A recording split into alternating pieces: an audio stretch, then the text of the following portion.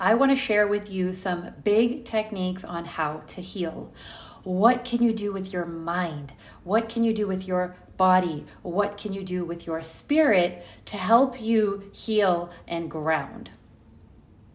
Firstly, healing your physical body is a process, which means it's going to be a journey, which means you get to somehow be patient with yourself while exploring and trying these new modalities.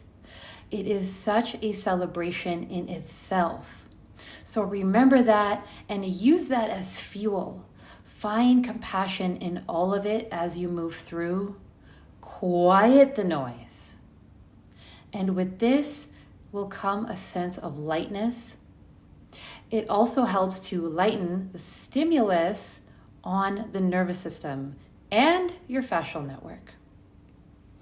So I bring you here a rounded approach on releasing tension from your body. I have about 100 tips in my dual box, which I use with my one-on-ones, depending on who needs what when.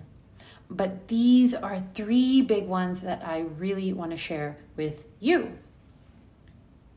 So what were those words in the beginning again? Body, mind, spirit, grounding. So what can you do with your body to help you heal, to help you live like a higher version of yourself that you know you're capable of living? So with your body, there's something called somatic retraining. Okay, and to put this in a language that you and I speak, it is repeatedly softening your fascial network. So your fascial network is your body's autobiography. If you want to release tightness lingering around from the past, the first step to healing is simply to soften the entire fascial network throughout the day, multiple times throughout the day, throughout the week. Continue coming back to this practice. So somatic therapists would refer to this as creating safety in your nervous system, retraining your vagus nerve, retraining your fascial system from the way that it currently holds itself, okay? This is a huge, huge step in healing. So how do you do this? Throughout the day, eyes closed, deep breaths in through the nose, and on the exhale, physically unclenching, releasing, imagining your jaw release, imagining your hips, your legs, your entire fascial network melting away. Okay, somatic retraining, bringing that experience that you want so bad into your body and allowing it to feel safe in that new expression. So keep practicing and be gentle with yourself. Mind.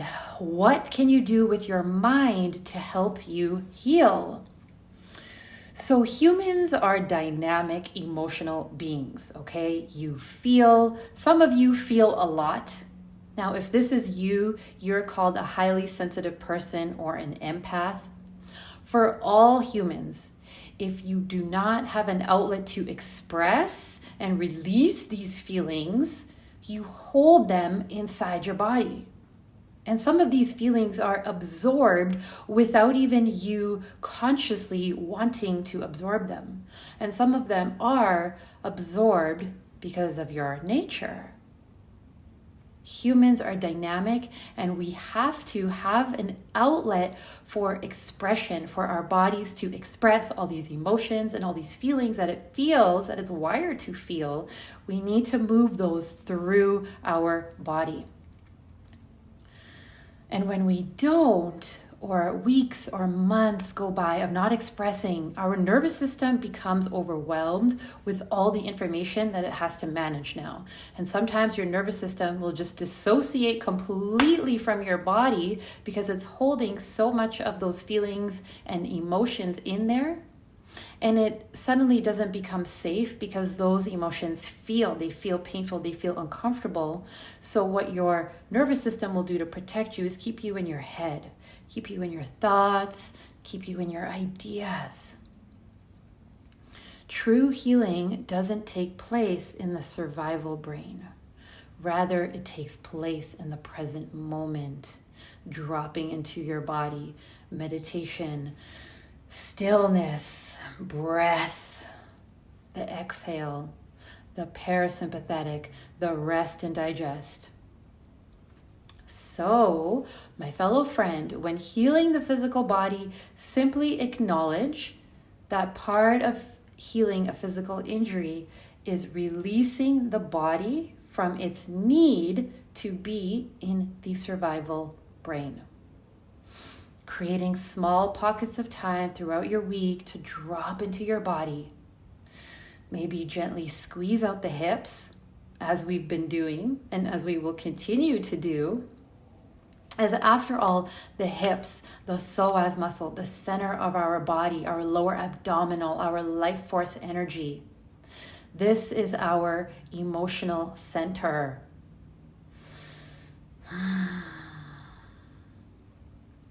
Can you create time to listen, to acknowledge, to express, to release?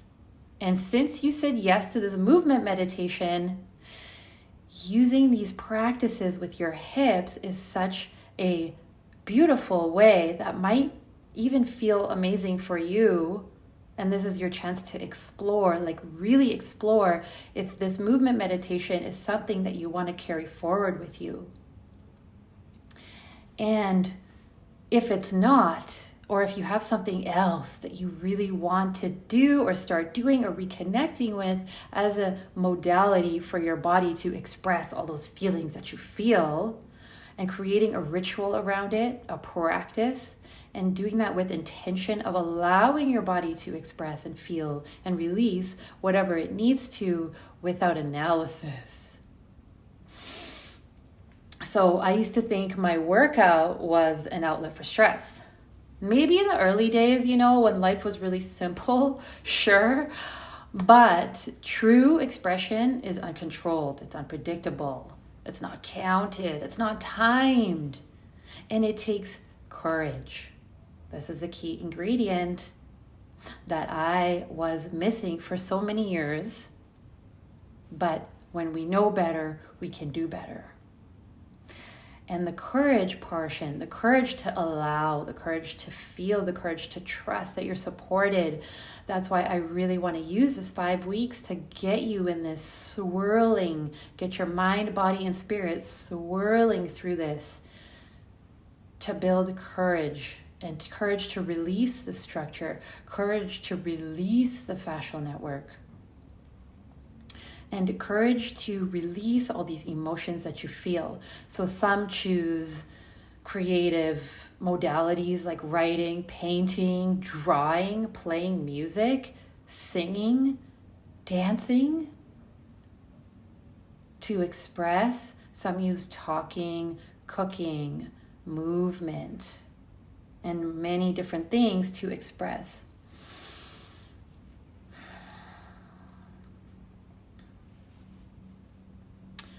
So a personal story for myself, I tried all of the above, okay? So if you're listening to me and you're like, you know what, I'm not about to start singing or dancing, I got shit to do, so tell me more. I got you and I get you. And I'm sharing this story is I felt that I wasn't able to use any of those modalities to connect with my body. I felt forced after a while, and I needed support. So for the last 3 years, I've been working with a variety of coaches and mentors. Okay, I got to that place where I was like, I need support. I don't care what it costs. And I'm so thankful that I have the means and the money mindset to help me invest in myself, coming from somebody whose culture is rooted in doing things for other people. Okay, so in these containers with my coaches and my mentors, I'm held in a safe container to express myself, even when I don't want to, which was a majority of the time. And after that expression and healing and expressing what I'm feeling, because I never used to, I was always a business woman, a fitness woman. And after I express, I'm given some guidance and support on how to move through this now. So I myself will never stop investing in myself in this way due to the immense health and healing and growth that has taken place from allowing my body to express all the emotions and everything that I was going through. Okay. So I understand a lot of you, and I am here to support you. Just know that. Okay. And before I wrap this up, a side note to coming up with whatever your own stress outlet is, okay? I really want you to know that it is perfect. It is never right. It's never wrong. It's just perfect. And you can't screw it up. So just keep going, keep exploring, keep experimenting, keep being intentional with it, keep being compassionate with yourself. And as you know, you're rewiring and repatterning and retraining on such a large level.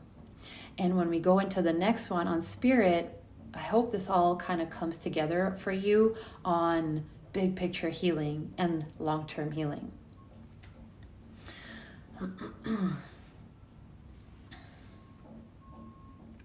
So a personal note here, if you want to forward straight to the spirit part, please fast forward now.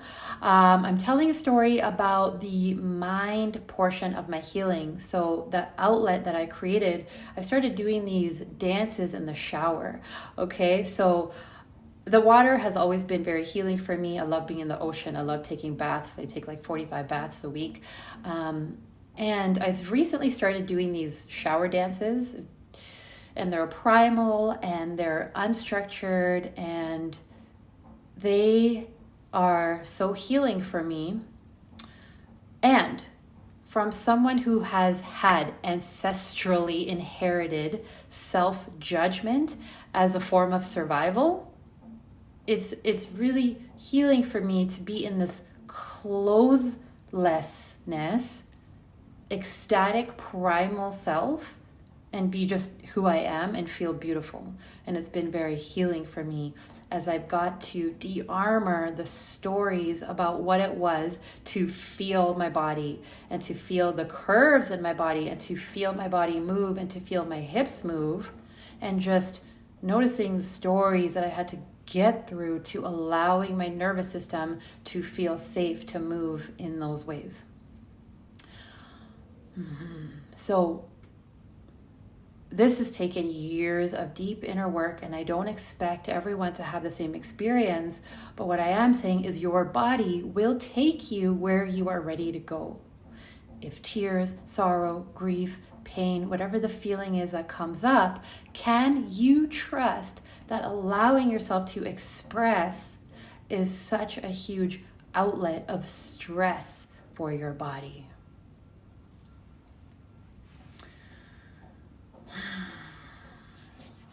Spirit. What can you do with your spirit to help you heal? So spirit is a part of our existence that needs to be considered when partaking in any type of healing or release or meditation or grief work. For now, I'm going to refer to spirit as spirituality, okay, a way of living. That's just the fastest way I know how to describe it. So if you have read any of Brene Brown's work, she talks about wholehearted living. Okay, wholehearted living is a way of living. And I love this term because I actually believe that each of us here, each of you listening to this right now in our 5-week container is living wholeheartedly. And it's just, again, funny how we're all here at the same time living wholeheartedly and exploring this unknown. Okay, so living wholeheartedly means living meaningful, authentic lives. This is what you want to do. You want to do your best. You want to self-discover, heal, and contribute to the greater good. Now, many times, this large part of your spirit is left uncelebrated. It's a large part of your existence, and we leave it to be uncelebrated. And then sometimes it gets dimmer and it gets dimmer and we lose a connection with that spirit, that light that's in us. And we might feel our energy dampening and our metabolism slowing down and our body not healing as fast as it used to. So what you can do with that spirit is reignite your connection with it. Celebrate yourself, your heart, your energy, your creations, your life, your existence, your humor, your playfulness, your desires, your everything, even when it feels awkward and silly and selfish and stupid and pointless. Celebrate yourself, reconnect with your spirit, start self-advocating for your spirit, your light, your existence, your energy, yourself. And when you can continue reigniting with your spirit and reconnecting and recommitting that you have this light, and this is when we stop seeking validation in others and we continue to commit to living from our spirit, living wholeheartedly and being the light and being the love and knowing that you got you. And we reaffirm that you got you through grounding movements. And through movements, we feel in our body, we create a grounding experience for our body so we can feel this connection with our spirit. And when we know who our spirit is and we feel grounded in our spirit, nothing can really throw us away from our light as easily.